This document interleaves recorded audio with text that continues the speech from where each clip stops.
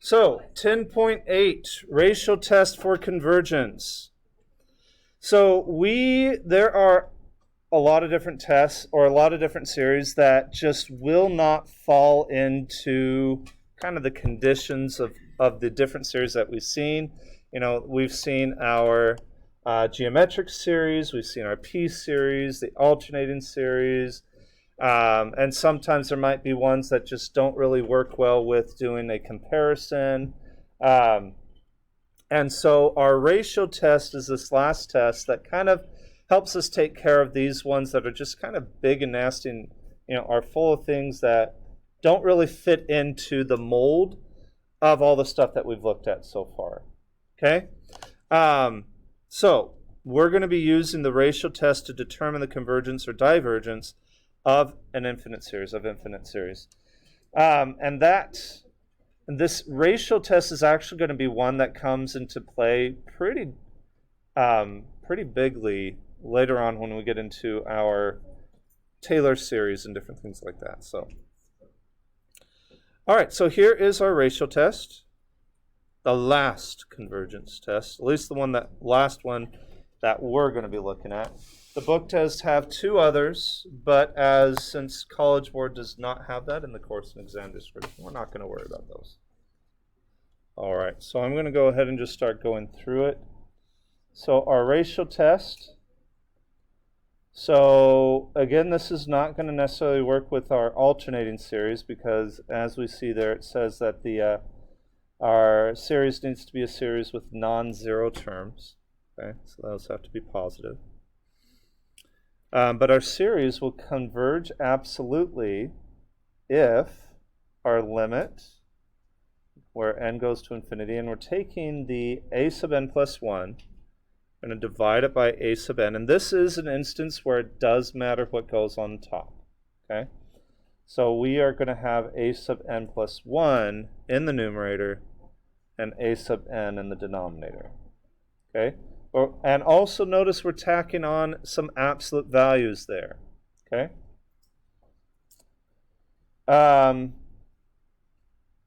So if that whole limit deal is less than 1, then we're converging absolutely. If it is greater than 1, then we diverge. Okay. Now, they also put in on number 2, they have or if it is equal to infinity, but if it's equal to infinity, then it's obviously greater than 1, right? Just makes sense. So really, you should just need to remember less than 1 or greater than 1.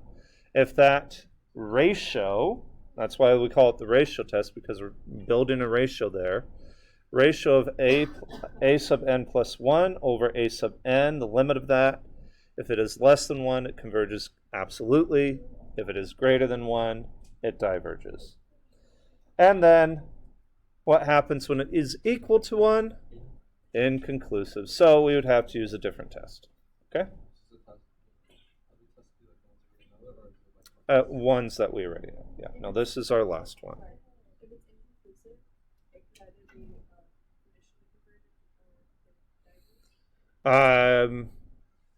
Either converge or diverge on this one, really. That's really when we're looking at the alternating series is when that really comes into play. Any other questions? All right, so, well, let's just try one. So, determine the convergence or divergence of our given series. So we have the series is n equals 1 to infinity, and we have 2 to the n over n factorial. And we are going to be using our ratio test on this one. So, a sub n is, well, what we're given. So then what is a sub n plus 1? N plus 1. So 2 to the n plus 1 over n plus 1 factorial. So ratio test, we want to go ahead and set up that limit and see what happens. Are we less than 1, greater than 1, equal to 1? What's going on? Okay. So we're going to go ahead and do the limit as n goes to infinity, absolute value, and that's going to be a sub n plus 1 is in the numerator, correct? Correct. So we're going to go ahead and have 2 to the n plus 1 over n plus 1 factorial. All of that is divided by 2 to the n over n factorial. Yes? Are we allowed to skip it if it's reciprocal already, or we have to show step by step? I would at least show this beginning step, the setup. Yep. Now, we have absolute values around that, but is any of that going to be negative? No. So we can go ahead and get rid of the absolute values because everything is positive. So we can go ahead and say that that is going to be 2 to the n plus 1 over n plus 1 factorial times n factorial over 2 to the n. All right. How can we simplify? Thoughts? Thomas? We can do 2n times 2, 1 on top, and Perfect. on the bottom we can do n plus 1 times n factorial. Very good. So let's go ahead and do that. So limit as n goes to infinity, and we'll have 2 to the n times 2 to the first. And the bottom there, that would be n plus 1 times n factorial times n factorial over 2 to the n. So what happens? Things nicely start canceling, which is fantastic, right? So we have the limit as n goes to infinity of, what are we left with? I think a 2 in the numerator, right? And n plus 1 in the denominator. What does that equal to? 0. And is that greater than 1 or less than 1? So what is our conclusion? Our series converges.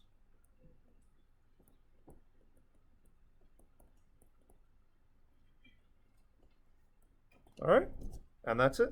There we go. Pretty nice little test there, right? So this is a list of all our series, and it has 2 extra ones that you can cross out, because we're not going to worry about those. That's the telescoping series test and the root test. But all the rest of them are ones that we have looked at, okay? Now, over on the comment column are some comments that we have not discussed yet, but we will get to. Really, you can just need to concern yourself with the test, the conditions, and the conclusions, right? Let's see. Let's see.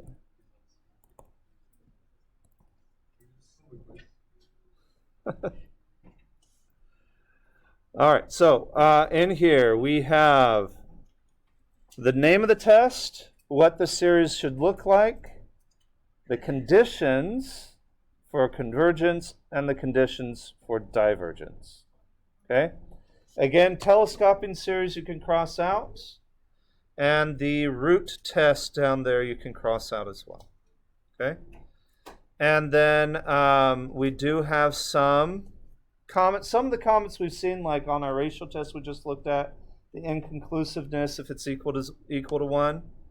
But then some of the stuff up here with the integral test and the alternated series, we will be looking at next week. Okay, so we'll talk about what all that means at a later time. Same thing. Well, geometric series, we have our sum. That's there. Okay. And very important comment for the nth term test, that cannot be used for convergence, just divergence. All right. So you have that there, and yes, you can go ahead and use it on the quiz, not the test though, when we get to the test. All right. You're welcome. Do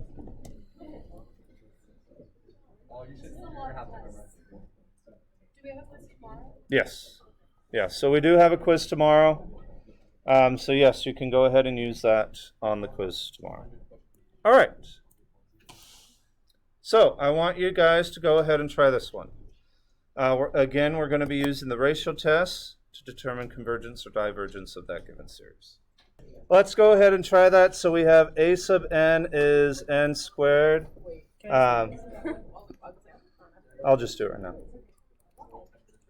All right, so I'm just going to go ahead and go through it. So then a n plus 1 n plus 1 squared times, and that should become 2 to the n plus 2, correct?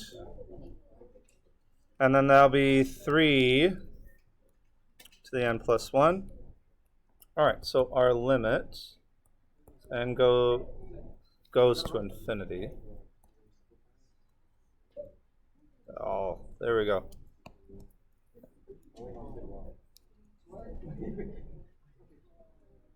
All right, so we have n plus 1 squared, 2 plus 2 over n plus 1 divided by the original one.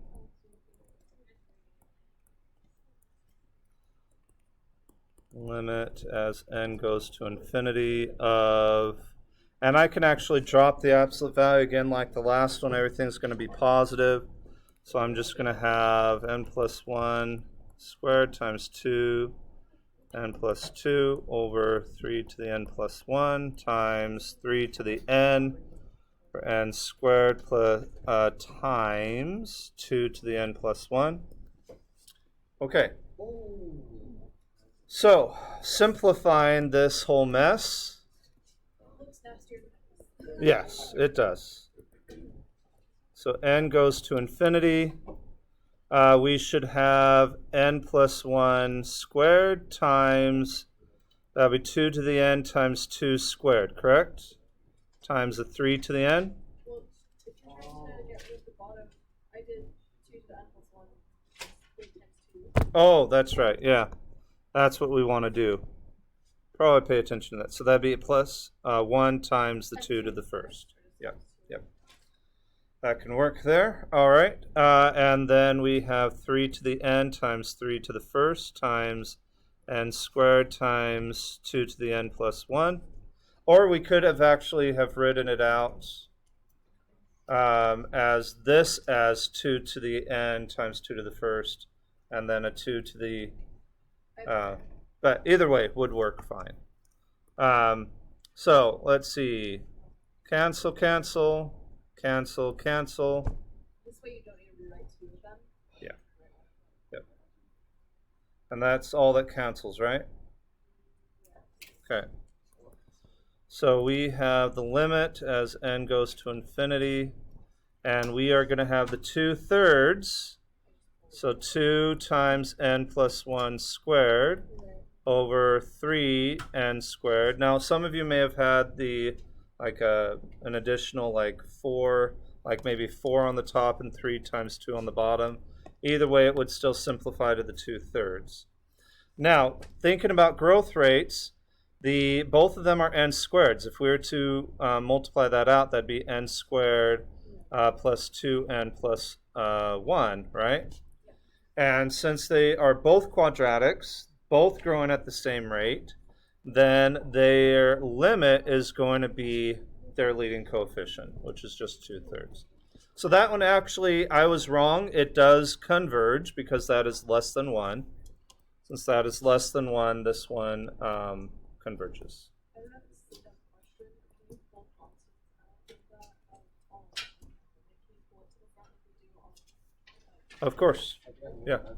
Yeah, you could. So that you could write that as 2/3, the limit. And then it was just 1. So. And then you have the n plus 1 squared over n squared. So yeah, you would have 2/3 times 1. Yeah, that can work. I just want to make sure I wasn't doing it wrong. Yeah, you can. What was I doing? Oh, writing my conclusion. Okay, so n squared times 2 to the n plus 1 over 3 to the n converges. Fantastic.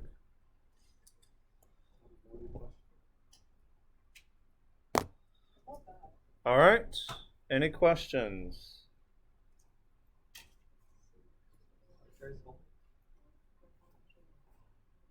And again, remember, I think some of you simplified with the 2 to the powers there. You wrote 2 to the n times 2 squared. And then at the bottom, 2 to the n times 2. That totally, as we see, works as well. So whichever way works for you and makes sense. All right. Let's go ahead and think about this. So let's actually go ahead and talk. I'm going to throw my work up on there. So it does turn out in the end that the ratio test is inconclusive. We get a value of 1. Now, just because of time, we're not going to do it here. But it actually turns out that this series does converge by the alternating series test. Okay? But it converges actually conditionally. So it converges conditionally. As if we, it has it in the book here, but if you use the alternating series test, we see convergence. But then if you do the absolute value of that series, just square root of n over n plus 1, and use the limit comparison test, it diverges. So we have conditional convergence. So that actually is what happens here. But the ratio test is inconclusive. Okay? All right.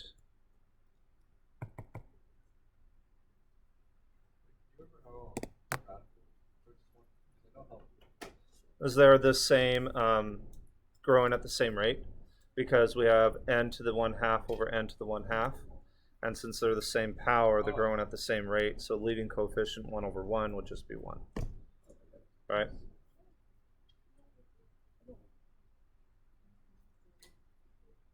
Another way you can actually look at it with those radicals is if you have, that can be like the square root of n plus 1 over n. And this is something we don't normally do, but you can actually take that square root out and have the limit just inside. And yeah. If you have like some function or operation like that, yeah. Really? Same. But anyway, so that would be, this is 1. We see that a little bit more easily. The book actually writes this as equal to the square root of 1, which is 1. Okay? Anytime.